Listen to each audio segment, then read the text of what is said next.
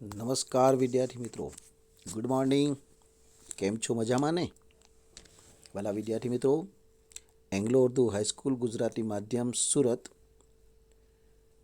શિક્ષક હું S. જાદવ સાહેબ આપ સૌ વાલા વિદ્યાર્થીઓનું ઓનલાઈન ક્લાસીસમાં હાર્દિક હાર્દિક સ્વાગત કરું છું. વિદ્યાર્થી મિત્રો, આજે આપણે ધોરણ 10 વિષય ગુજરાતી વ્યાકરણ છંદ ભણવાના છે. વિદ્યાર્થી મિત્રો, તમે ફક્ત મોબાઈલ આડો રાખો, ઇયરફોન લગાવો, મોબાઈલમાં ફક્ત તમે જુઓ અને સાંભળો અને સમજો. મોબાઈલ આડો રાખજો. ધોરણ 10 વિષય ગુજરાતીમાં આપણે વ્યાકરણમાં છંદ ભાગ પહેલો ભણીએ છીએ. છંદનો પહેલો ભાગ છે. વિદ્યાર્થી મિત્રો, ચાલો આપણે ગુજરાતીમાં છંદ ભણીએ. ગુજરાતી વ્યાકરણ અને એમાંય છંદ પ્રત્યે વિદ્યાર્થીઓમાં ઉદાસીનતા જોવા મળે છે.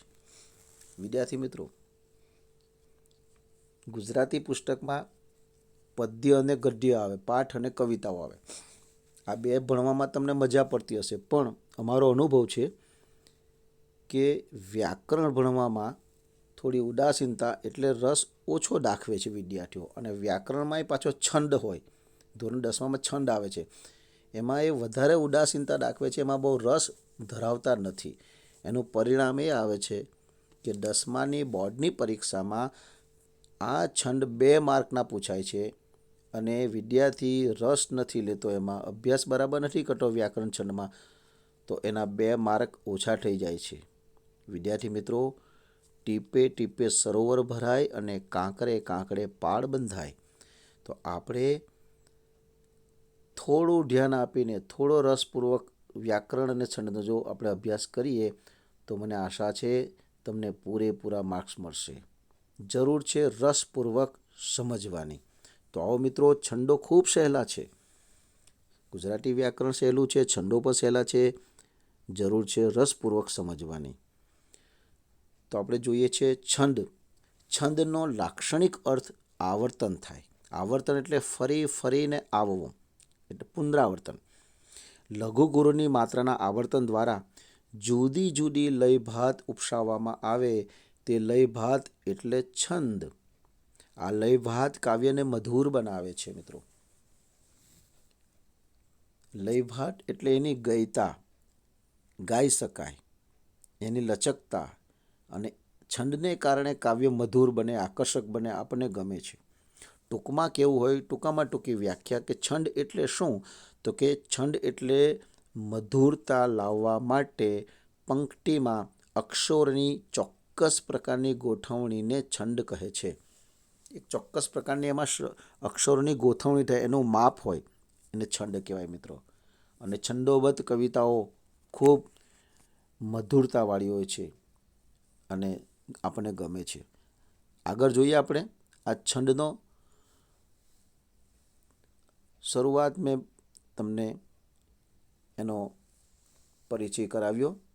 આગળ આપણે જોઈએ છે કે છંદોનું બંધારણ સમજવા માટે સ્વર, વ્યંજન, લઘુગુરુ, ગણ, માત્રા, યતિ, આ બધું વગેરે સમજવું પડે વિદ્યાર્થી મિત્રો. એમાં સ્વર વ્યંજન આવે છે, લઘુગુરુ આવે છે, ગણ આવે છે, માત્રા આવે છે, યતિ આવે છે. તમારા માટે આ ધોરણ 10માં છંદનો વિષય અભ્યાસ નવો છે, તો બરાબર ધ્યાનથી સાંભળજો અને સમજજો મિત્રો. છંદના 2 પ્રકાર છે. કેટલા પ્રકાર? 2 પ્રકાર. એક અક્ષરમેળ છંદ અને બીજો માત્રામેળ છંદ. કયા કયા? અક્ષરમેળ છંદ અને માત્રામેળ છંદ. તો અક્ષરમેળ છંદમાં અક્ષરોની જ ગણતરી થાય છે, અક્ષરોનું મહત્વ હોય, જેને અક્ષરમેળ છંદ કહેવાય. અને માત્રામેળ છંદમાં માત્રાઓની ગણતરી થાય છે, માત્રાઓનો સરવાળો થાય છે, એને માત્રામેળ છંદ કહેવાય. હવે આપણે જોઈએ છે સ્વર કોને કહેવાય. સ્વર એટલે જે વર્ણ કે અક્ષર સ્વતંત્ર રીતે બોલી શકાય તેને સ્વર કહેવાય. વિદ્યાર્થી મિત્રો, તમે પહેલા ધોરણમાં હતા ત્યારે દેશી શાપ વાપરતા હતા. એમાં મૂળાક્ષરો આવતા હતા અને બારાક્ષરી આવતી હતી. યાદ છે? હા, યાદ આવ્યું ને? તો એ તમારા દેશી હિસાબમાં પહેલાં જે હતું એને સ્વર કહેવાય. સ્વર કયા કયા? અ, આ, ઈ, ઉ, રૂ, એ, આઈ, ઓ, ઔ, અમ, અહ. કુલ 13 સ્વરો છે. કેટલા સ્વરો છે? 13 સ્વરો. યાદ રાખજો મિત્રો. આપણે ગુજરાતના ગુજરાતીઓને કદાચ ABCD 26 મોઢે હોય, પણ આ સ્વરો મોઢે નથી હોતા. ઘણા શિક્ષકોને પણ નથી હોતા. દુઃખની વાત છે મિત્રો. સ્વર 13 છે. વ્યંજન કેટલા? વ્યંજન એટલે પેલો ક ખ ગ આવતો ને તેને વ્યંજન કહેવાય. ક ખ ગ ઘ ણ ચ છ જ ઝ ડ આમ કહીને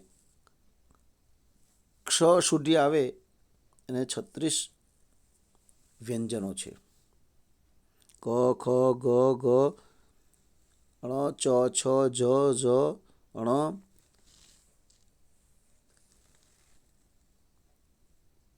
આ બધા 36 વ્યંજનો થાય છે.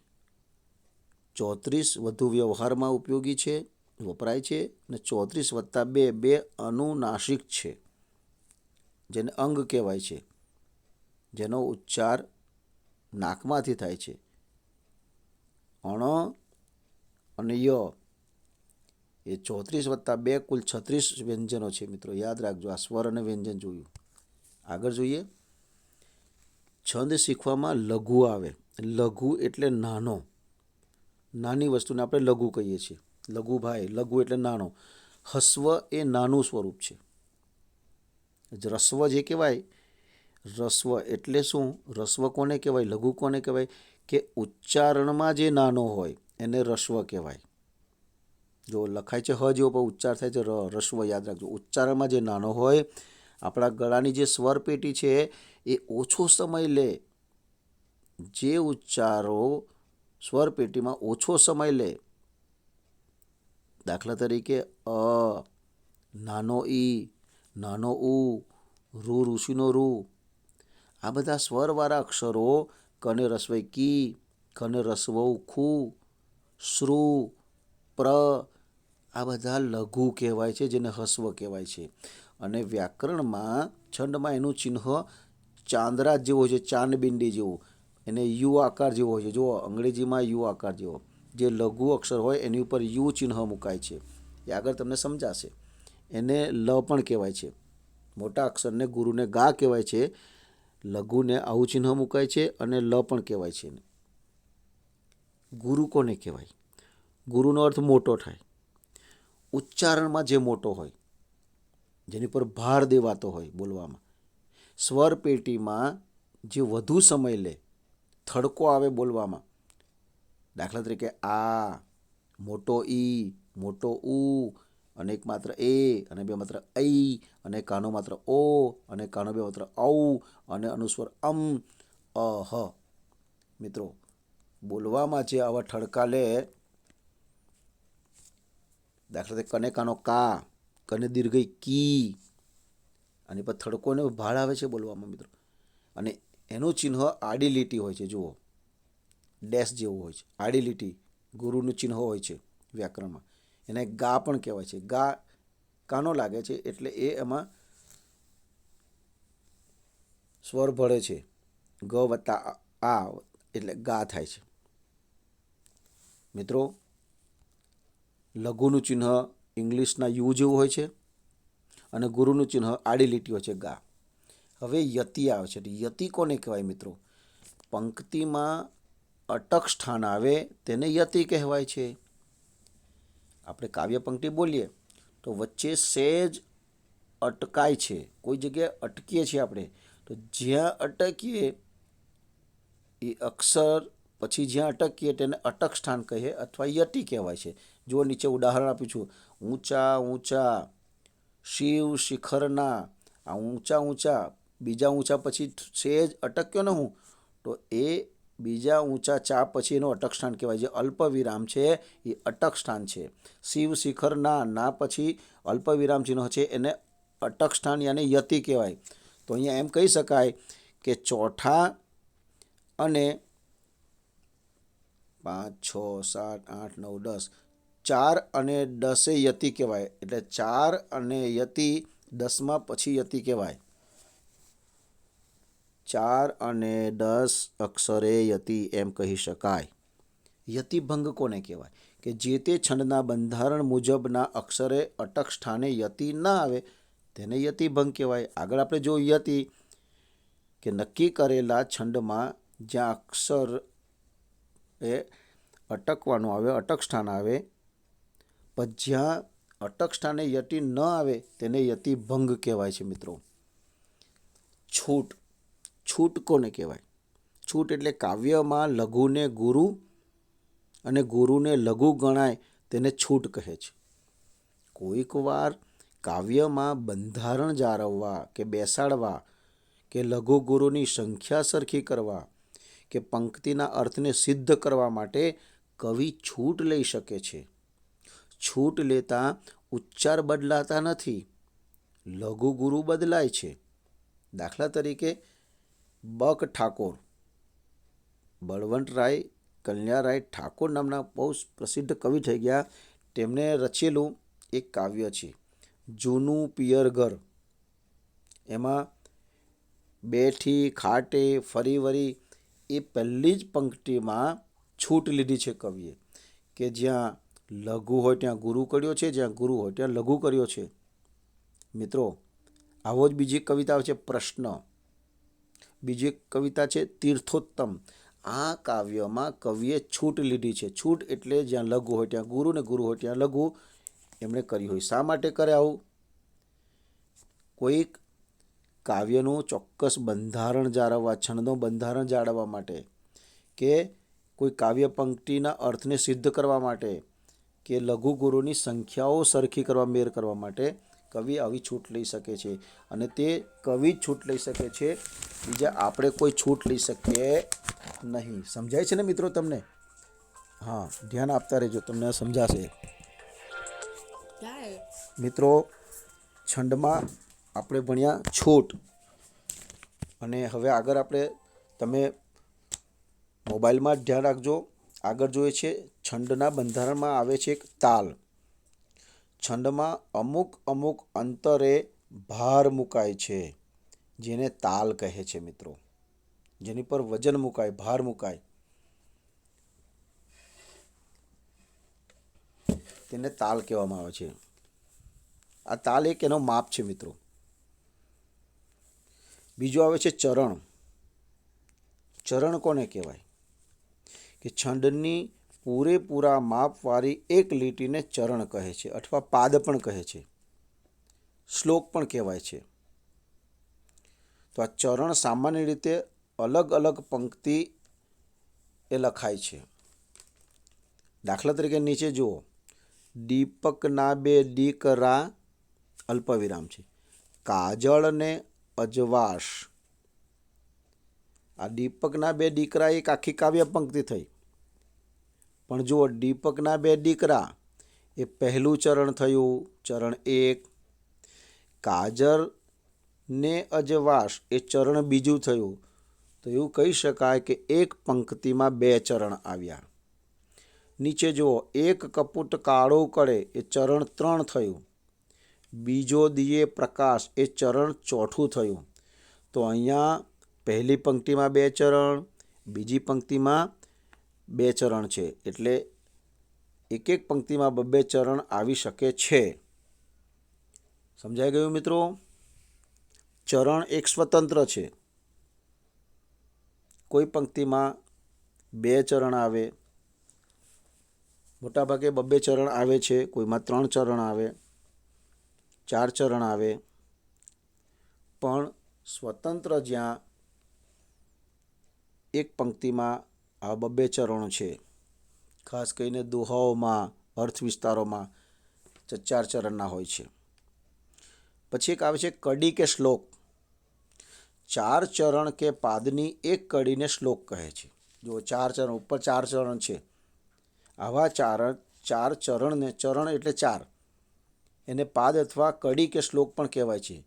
સંસ્કૃતમાં આવા ઘણા બધા શ્લોકો છે મિત્રો. આ નિયમ ન જળવાય તો તે શ્લોક ભંગ પણ કહેવાય છે. આ જો ન જળવાય આ નિયમ તો એને શ્લોક ભંગ કહેવાય. 4 ચરણ ન આવે તો શ્લોક ભંગ થયો કહેવાય. શ્રુતિભંગ, એક ગુરુ અક્ષરને સ્થાને 2 લઘુ અક્ષર જ્યાં આવે એને શ્રુતિભંગ અથવા યુતિભંગ પણ કહેવાય છે. વિદ્યાર્થી મિત્રો, મોબાઈલ આડો રાખીને જોતા રહેજો, ફક્ત સમજજો, વાંચજો, મજા આવશે, તમને સમજાઈ જશે. હવે બંધારણ મુજબ કવિતામાં કેટલાક નિયમો હોય છે કે લઘુ અક્ષર ક્યારે ગુરુ બને. લઘુ એટલે સમજાઈ ગયું, રસ્વ, અને ગુરુ એટલે જ્યાં દીર્ઘઉ પણ લાગે છે, સ્વર લાગે છે વ્યંજનની સાથે. તો લઘુ અક્ષર ક્યારે ગુરુ બને એના નિયમ છે મિત્રો. જુઓ, અનુસ્વાર અથવા અનુસાંગિક, અનુસ્વાર એટલે માથે મીંડું મુકાય તેવા કોઈ પણ અક્ષર ઉપર અનુસ્વાર તીવ્ર હોય, તીવ્ર એટલે ભાર દઈને બોલાતા હોય ત્યારે તે અનુસ્વાર શબ્દો કહેવાય. દાખલા તરીકે તેને ગુરુ કહેવાય. જેની ઉપર તીવ્ર વધારે વજન ભારથી બોલાય શબ્દો એ તીવ્ર કહેવાય, એને ગુરુ કહેવાય. દાખલા તરીકે જો પંકજ, તો પંગ એ પંગની ઉપર ભાર આવે છે, એ તીવ્ર અનુસ્વાર થયો એટલે આ ગુરુ છે મિત્રો. ગંગા, ગંગા તો આ ગુરુ છે એટલે મોટો છે. દંડ પણ આ ગુરુ થયો. સંમતિ, આ બધા તીવ્ર અનુસ્વાર હોવાથી એ ગુરુ કહેવાય છે. એવી રીતે પંગ, ગંગ, દંગ, સંગ એ બધા ગુરુ અક્ષરો છે. હવે કેટલી વાર અનુસ્વરોનો ઉચ્ચાર મૃદુ હોય. મૃદુ એટલે મંદ, 2 પ્રકારના. પહેલાં જોઈએ તીવ્ર, હવે મંદ યાને મૃદુ યાને ઓછો ઠડકાર હોય, એમાં ઓછો ભાર લાગે. અનુસ્વાર યુક્ત અક્ષર લઘુ ગણાય. જેનો મંદ મૃદુ ઉચ્ચાર થતો હોય તેને લઘુ ગણાય. દાખલા તરીકે કહું, મળ્યું, બોલતું, સુવાળું, કુવાળું. જુઓ, આ અનુસ્વર છે પણ કેવા છે? મૃદુ યાને મંદ છે, એની પર બહુ વજન અપાતો નથી, એટલા માટે તે લઘુ કહેવાય છે. મિત્રો, ખ્યાલ આવ્યો? ટૂંકમાં જે તીવ્ર અનુસ્વાર હોય તે ગુરુ કહેવાય, મૃદુ કે મંદ અનુસ્વાર હોય તે લઘુ કહેવાય. બીજો પ્રકાર એક નિયમ આવે છે સંયુક્ત અક્ષર. સંયુક્ત એટલે જોડાક્ષર. 2 અક્ષરો જોડાય, 2 વ્યંજનો જોડાય. સંયુક્ત, જો ક ને ત જોડાયેલો છે, સંયુક્ત અક્ષરમાં જ જોડાયેલો છે. જો 2 વ્યંજનો જોડાઈને સંયુક્ત વ્યંજન બને છે. સંયુક્ત વ્યંજનોમાં સ્વર મળતા સંયુક્ત અક્ષર થાય છે. 2 વ્યંજનો મળે તો સંયુક્ત અક્ષર થાય. દાખલા તરીકે જુઓ મિત્રો, લઘુ અક્ષર પછી સંયુક્ત વ્યંજન આવે, લઘુ અક્ષર પછી સંયુક્ત વ્યંજન આવે તો લઘુ અક્ષર ગુરુ ગણાય છે. તેથી તેની 2 માત્રા હોય છે. દાખલા તરીકે નિષ્ફળ, તો ન ને રસવઈ ની છે એટલે લઘુ કહેવાય, પણ નિષ્ફળ ષટકોણનો ને ફટાકડાનો સ ને ફ જોડેલો છે એને સંયુક્ત કહેવાય, જોડાક્ષર કહેવાય. તો સ ને ફ જોડાક્ષર હોવાથી પહેલો અક્ષર ની લઘુ છે, પણ તેની પછી આવેલો સંયુક્ત અક્ષરના ઠડકાને લીધે તે ગુરુ બને છે. જુઓ, ક્ષ અને ફમાં થડકો લાગે છે, નિષ્ફળ, નિષ્ફળ બોલજો તમને ખ્યાલ આવશે.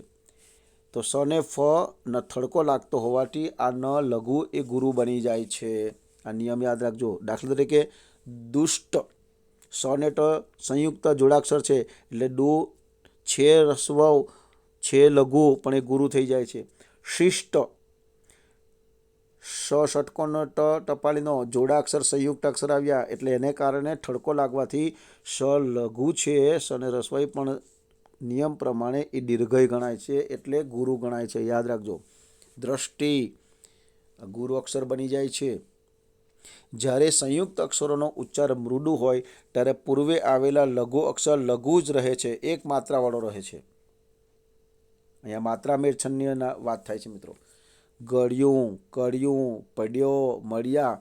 આ ગળ્યું યુ, થળિયુંનો યુ, પડ્યો, મળ્યા. આ છે જોડાક્ષરો, સંયુક્ત અક્ષરો છે, પણ એનો ઠળકો લાગતો નથી. એ મૃદુ છે, એની પર બહુ ભાર આવતો નથી બોલતા, એટલે એને આગળનો અક્ષર લઘુનો લઘુ જ રહે છે મિત્રો. વિસર્ગ, વિસર્ગ એટલે બે ટપકા. જુઓ, વિસર્ગવાળો અક્ષર લઘુ હોય પણ વિસર્ગનો ઉચ્ચાર કરવો પડે તો તે ગુરુ થાય છે. દાખલા તરીકે અંતઃકરણ. જો અંત હ બોલાય છે, આ બે ટપકા છે, વિસર્ગને હ બોલાય. અંતઃકરણ એટલે ત ગુરુ કહેવાય છે. ટ પછી વિસર્ગ આવ્યો હોવાથી વિસર્ગનો પહેલો ત એ લઘુ છે પણ ગુરુ થઈ જાય છે નિયમ પ્રમાણે. મિત્રો, ફરીવાર હું આશા રાખું છું તમને ગુજરાતી વ્યાકરણમાં છંદમાં સમજ પડી હશે. થોડું પુનરાવર્તન કરી લઈએ મિત્રો. આ છંદ એટલે મધુરતા લાવવા માટે પંક્તિમાં અક્ષરોની ચોક્કસ પ્રકારની મેળવણીવાળી ગોઠવણીને છંદ કહે છે. છંદને સમજવા માટે તમારે સ્વર વ્યંજન, લઘુગુરુ, ગણમાત્રા, યતિ બધું સમજવું પડે. અને છંદના બે પ્રકાર છે, એક અક્ષરમેળ છંદ અને માત્રામેળ છંદ. અક્ષરમેળમાં અક્ષરનું મહત્વ હોય, માત્રામેળમાં માત્રાની ગણતરીનો સરવાળો થાય. સ્વરો જોયા આપણે, વ્યંજનો પણ જોયા મિત્રો. સ્વર કુલ 13 છે, વ્યંજનો કુલ 34 + 2 એટલે 36 છે. લઘુ, હસ્વ, આ ઈ બધા લઘુ કહેવાય. ગુરુ જેનો મોટો ઉચ્ચાર થાય, આ મોટો ઈ, મોટો ઉ એ બધા ગુરુ છે. યતિ એટલે અટક સ્થાન, અને યતિભંગ એટલે જ્યાં યતિ સ્થાને અટક ના આવે ત્યાં યતિભંગ કહેવાય. છૂટ, કવિતામાં કવિ મધુરતા લાવવા માટે, કોઈ વાર એનો પ્રાસ બેસાડવા માટે, લઘુ ગુરુની સંખ્યા સરળ કરવા માટે, અર્થ સાચવવા માટે છૂટ લે છે. અને એનું ઉદાહરણ આપણે બક ઠાકોર, જૂનું પિયર ઘરની પહેલી કાવ્ય પંક્તિ છે, જેને લઘુને ગુરુ ને ગુરુને લઘુ કરી શકે છે. ને આ કવિ જ કરી શકે, બીજા કરી શકે નહીં. મિત્રો, એમાં તાલ આવે, આપણે તાલ જોયા. ચરણ, એક પંક્તિમાં 2 ચરણ આવે છે. કડી કે શ્લોક, 4 ચરણની એક પંક્તિને કડી કે શ્લોક કહેવાય છે. શ્રુતિભંગ, એક ગુરુ અક્ષરને સ્થાને 2 લઘુ લગાડાય તો એ શ્રુતિભંગ થયો કહેવાય. અને એના નિયમો આપણે જોયા. અનુસ્વાર, અનુસ્વાર 2 પ્રકારના છે, તીવ્ર અનુસ્વાર અને મૃદુ યાને મંદ અનુસ્વાર. તીવ્ર અનુસ્વાર હોય તો લઘુ ગુરુ બને એના આગળનો અક્ષર, અને મૃદુમાં લઘુનો લઘુ જ રહે છે. સંયુક્ત અક્ષર એટલે જોડાક્ષર. સંયુક્ત અક્ષર જ્યાં આવે, જોડાયેલા અક્ષર આવે, એની આગળનો અક્ષર લઘુ હોય તો ગુરુ બની જાય છે.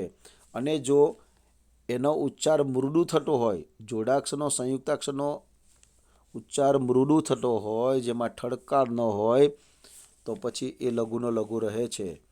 અને છેલ્લો આપણે જોઈએ વિસર્ગ. વિસર્ગવાળો અક્ષર પણ એનો ઉચ્ચાર અંતઃકરણ થતો હોવાથી ત પછીનો વિસર્ગ હોવાથી ત ગુરુ થાય છે. વિદ્યાર્થી મિત્રો, સમજ પડી? છંદમાં આપણે પૂર્વ ભૂમિકામાં એના નિયમો વિશે સમજ્યા, એના બંધારણ વિશે સમજ્યા. છંદોની શરૂઆત તો હજુ થઈ જ નથી. આજ તો તમે સમજો તો છંદ સારી રીતે તમે સમજી શકો. હું આશા રાખું તમને મજા આવી છે, સમજ પડી હશે. વિદ્યાર્થી મિત્રો, ગુજરાતીમાં વ્યાકરણ બહુ સહેલું છે. તમે એની પર રસપૂર્વક તમે એનો અભ્યાસ કરો. મિત્રો, ફરીવાર વારંવાર આ મારી ક્લિપ, મારા વિડીયો તમે વાંચ્યા કરજો, તમને વધુ સમજ પડશે. ફરીવાર બીજા એપ્રિલમાં ગુજરાતી છંદ ભાગ 2 જોઈશું. Thank you very much. આભાર.